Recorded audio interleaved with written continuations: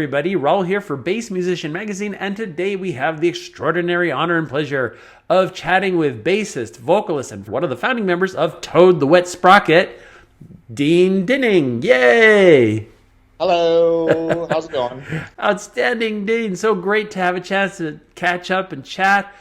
As always, we like to start from the very beginning. How did you get started in music, and particularly on bass? Well, for those who don't know, my family has been in the music business for a long time. My dad's sisters had a trio singing group in the 1940s, and he was their manager. They were teenagers. They were called the Dinning Sisters. They were contemporaries of the Andrews Sisters, and they made records and did what they called soundies back in the day, which were short, were almost like music videos that would sometimes play ahead of movies. My dad took them to Chicago and got them signed to NBC Radio on a program which was called the National Barn Dance, which was a show that later became the Grand Ole Opry. Oh, wow. It was an early version of it. So they got a record deal. They recorded. My dad would pick the songs. He'd hire an arranger. He'd teach the girls their parts around the piano, and then they would do the sessions. And so that was the Dinning Sisters. They went on for a long time.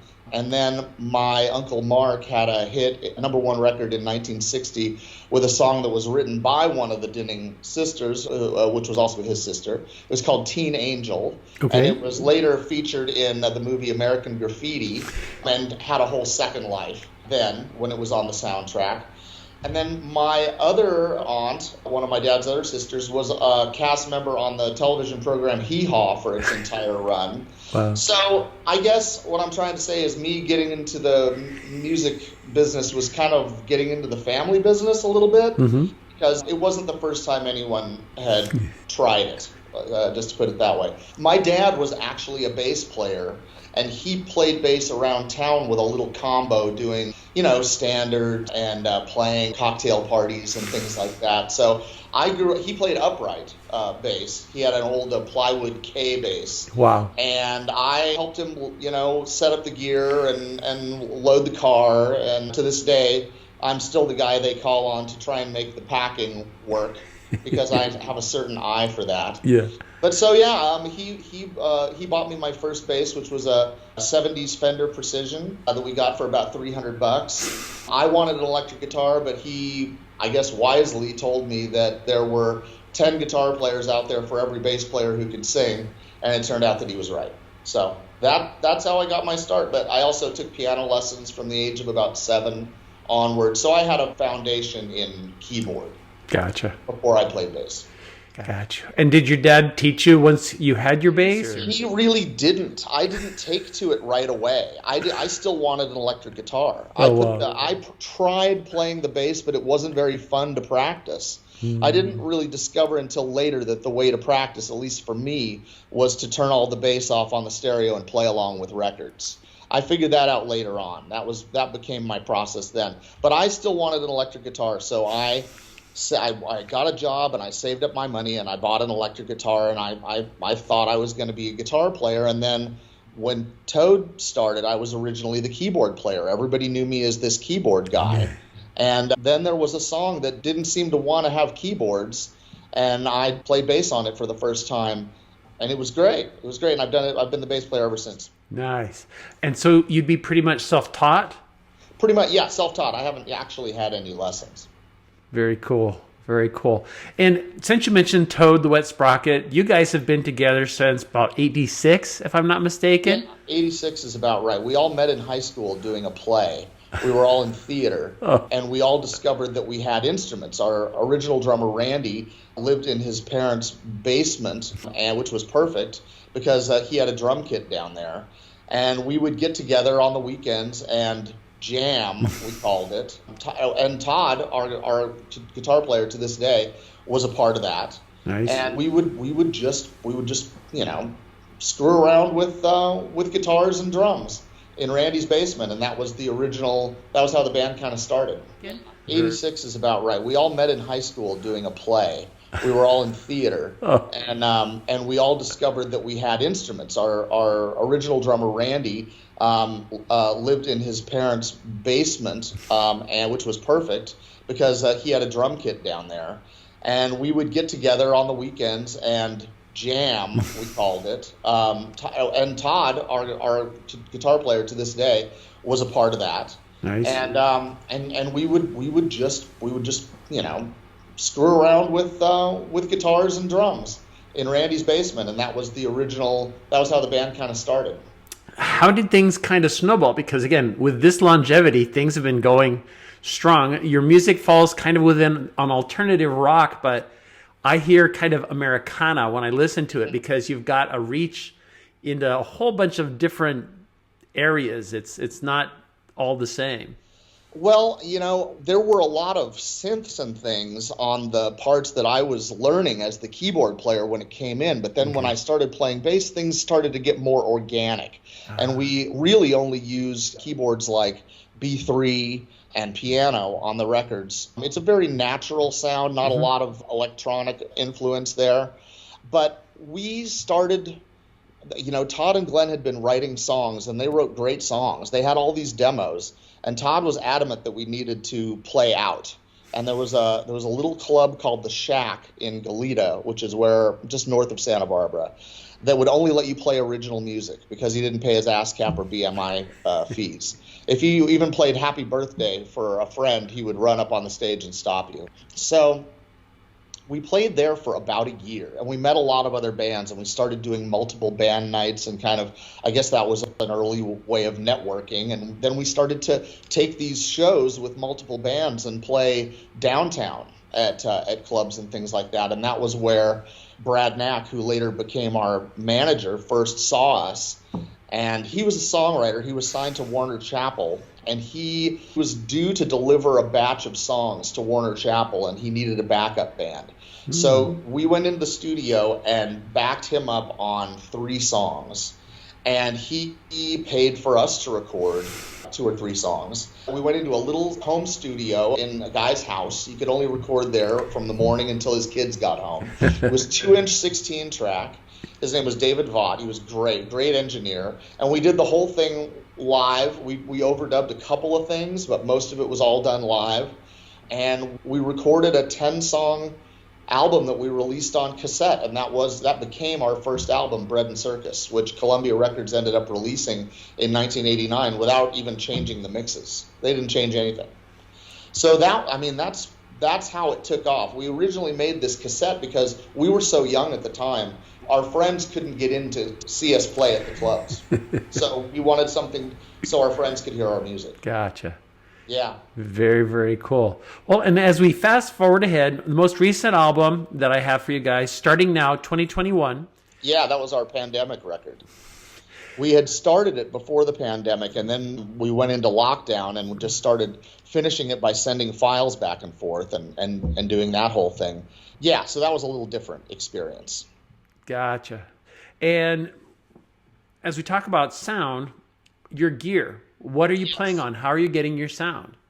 Well, I have gone all the way back to the beginning. I had active basses for a while. I was playing Warwicks for a long time, which I loved.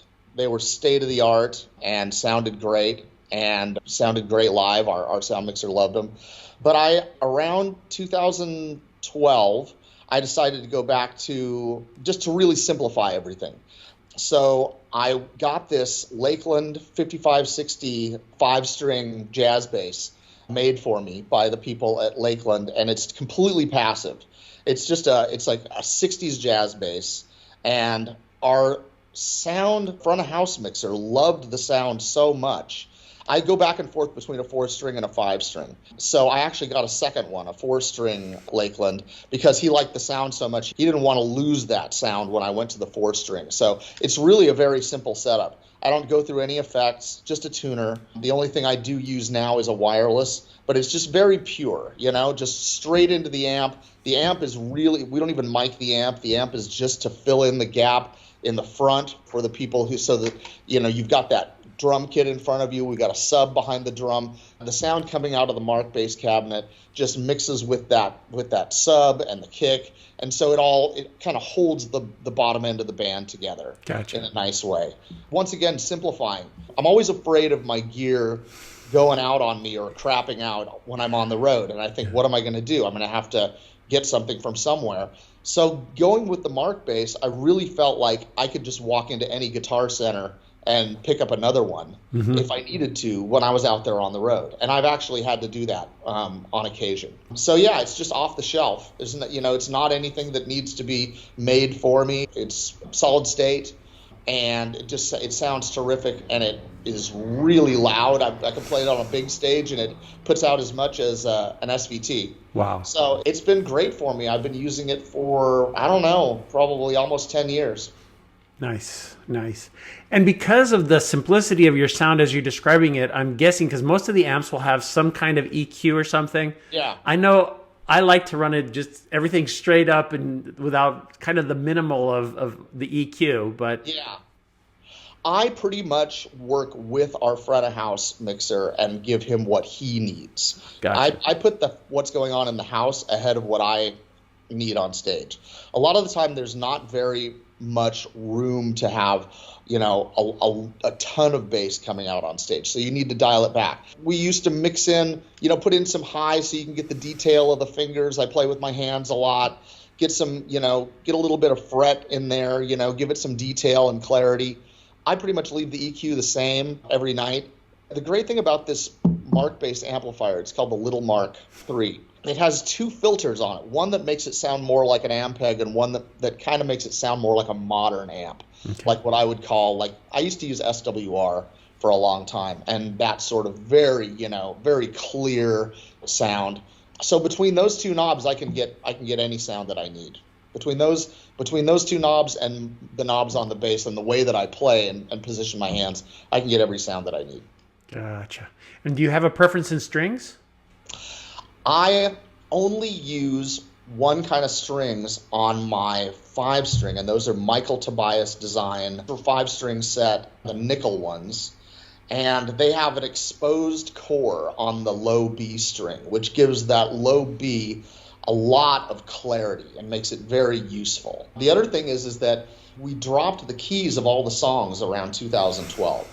And so I am tuned down one whole step on the 5-string. A lot of people are looking at the guitar players, and then they look at me, and their brains can't figure out what's going on because where my hands are and where their hands are does not compute. But I'm dropped a whole step, and so I use these really thick strings with a 135 on the bottom, and it gives me good string tension and all that, and it really holds together, and it has allowed me to... I didn't think that when we originally dropped the songs, I thought this isn't going to last. We're going to put them back in the original key. I'm not going to relearn everything. Yeah. Just, and especially I didn't want to lose the low notes. I've got these really cool parts on songs like Something's Always Wrong where I have to have that. I have to have control of the really low notes on that song. Mm-hmm. So for me, the solution was just to tune the bass down a whole step and play everything the same. Then, of course, we did transpose some of the songs back into the original key, and so now I'm transposing up instead of down, which is better. Yeah. For me. Very, very cool. Well, and as we look ahead to the future, what plans do you guys have in mind? What's coming up? Well, we just got home off of a tour, and so just, decompressing after that. It was long. We did 66 shows this year. Oh, wow. So, but we are going into the studio tomorrow, in fact. We've been doing an acoustic set in the middle of our show, and we've been, wanting to record acoustic versions of a lot of the songs for a kind of an acoustic greatest hits album, if you want to call it that. Nice. So we're going to go in and start that tomorrow, and I'm going to be using another bass that I just recently got in the last year, which is a Taylor GS Mini bass. Seen him. Which is great. It's a great instrument. I tried playing one of those Kale U basses, but the string tension, I couldn't get used to it, and I wasn't able to play the way I wanted to. And a friend of mine suggested the GS Mini bass, and I got one of those from Taylor, and it's been great. I use it every night. Nice. Well, and when Taylor first released those, their mind frame was that they could rope guitar players into playing bass because it would kind of feel right to them.